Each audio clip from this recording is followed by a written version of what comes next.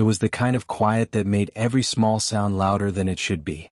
The kind of quiet that settled into the corners of the house and made the babysitter, Jenna, second-guess every creak of the floorboards. Jenna had been watching the Miller family's 2-year-old Ellie for a few weeks now. The Millers had moved into this old Victorian home not long ago, and despite its charm, it gave Jenna an unsettling feeling. Something about the way the air never fully warmed up, no matter how many times she turned on the space heater. That night, the parents had gone out for a dinner party. Jenna tucked Ellie into her crib after feeding her. The baby smiled up at her, a sleepy, trusting smile. "Good night, Ellie," Jenna whispered, brushing the soft hair off her face. As she sat in the living room scrolling through her phone, a soft, breathy giggle broke the silence. Her eyes snapped up. Ellie's crib mobile was still. The hallway was empty. But from the corner of the room by the window, something moved. A small stuffed toy sat against the wall. Jenna frowned. She hadn't seen it before. It was a plush doll, round-faced, with button eyes, messy yarn hair, and a crooked grin stitched on its mouth. A tag dangled from its arm that read, "Boo." Jenna's stomach tightened. Ellie had dozens of toys scattered across the nursery, but this one? She didn't remember seeing it. "Ellie?" Jenna whispered, standing up. The toy's head tilted. It wasn't the wind. It wasn't some trick of her eyes. The stitched smile seemed wider now. And then, ever so softly, a whisper drifted toward her. "Play, play."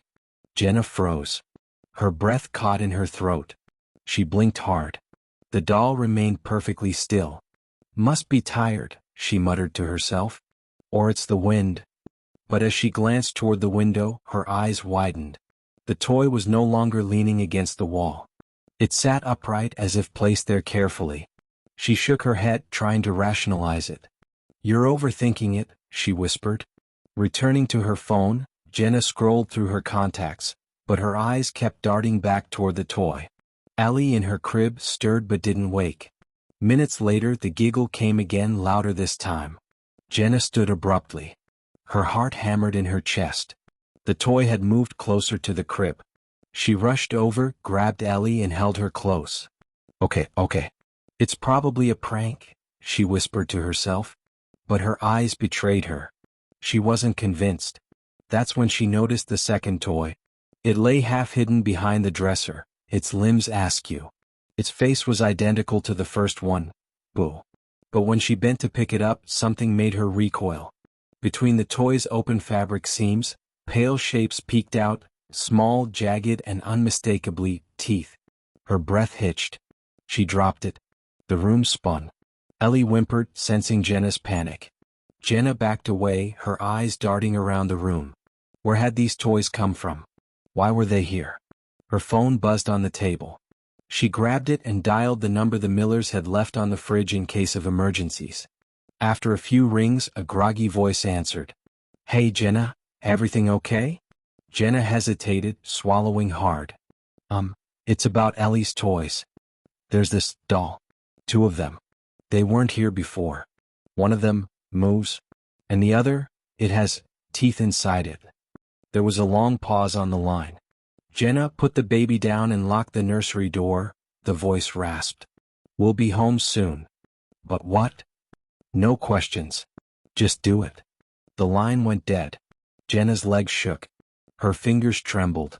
Slowly, she set Ellie down in the crib, drew the door closed and slid the lock into place. Through the nursery window, the first boo sat perfectly still. But its button eyes seemed to gleam in the moonlight. Jenna backed away and leaned against the hallway wall. Her eyes darted toward the door. Minutes stretched like hours. A soft scratching noise began at the nursery door. Slow. Intentional. The sound of something small but deliberate. Ellie whimpered. Jenna's heart pounded in her ears. "Go away," she whispered, but the scratching only grew louder. Then the whispering began again. It wasn't playful this time. It was urgent. Frantic. A chorus of breathy voices tangled together. "Play with us, come." Jenna's eyes filled with tears. She clutched her arms around herself and pressed her forehead against the wall. That's when the front door opened. The Millers rushed in, faces pale and tight with fear. "Jenna, are you okay?" Mr. Miller asked. Jenna sobbed. The toys. They move. There are teeth inside one. I heard something. Mrs. Miller dropped her purse and knelt beside her. Her eyes brimmed with tears. It wasn't supposed to happen, she whispered. Mr. Miller's jaw clenched.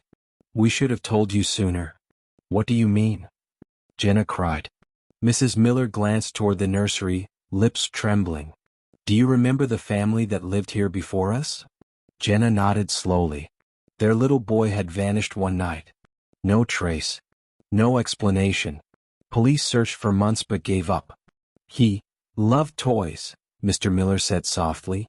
Especially ones like Boo. Jenna's breath hitched. Oh my God. Mrs. Miller's eyes flooded. We thought we could contain it. We thought we could keep it away from him. But, she swallowed hard. It followed. Jenna felt her knees give way. She crumpled to the floor, sobbing uncontrollably. The scratching at the nursery door stopped. For a moment, the silence was unbearable. Then Ellie began to giggle. Slowly, the Millers exchanged terrified glances. Mr. Miller clenched his fists. We have to get them out. The three of them entered the nursery together. The first Boo sat upright beside Ellie's crib, staring at her with those button eyes. The second one lay open, its seam ripped, the pale teeth grinning grotesquely at them. Jenna's stomach churned. Mrs. Miller stepped forward, holding a small box. With trembling hands, she scooped both toys inside and snapped the lid shut. For a long moment, they stood frozen, listening. Nothing. No scratching. No whispering. Just the soft breathing of baby Ellie. They carried the box out of the room. Later, Jenna left before dawn, shaken but safe. As she walked out the front door, she turned once more toward the house. For a brief second, through the nursery window, she thought she saw a pale hand press against the glass. Then it was gone. If you enjoyed this terrifying story, make sure to hit that like button and subscribe for more real horror experiences that will keep you up at night. Have you ever felt something wasn't right, like something was watching you? Share your stories in the comments below. I'd love to hear them, if you dare. And remember, some toys are better left untouched. Stay safe, and don't play with the things that whisper in the dark.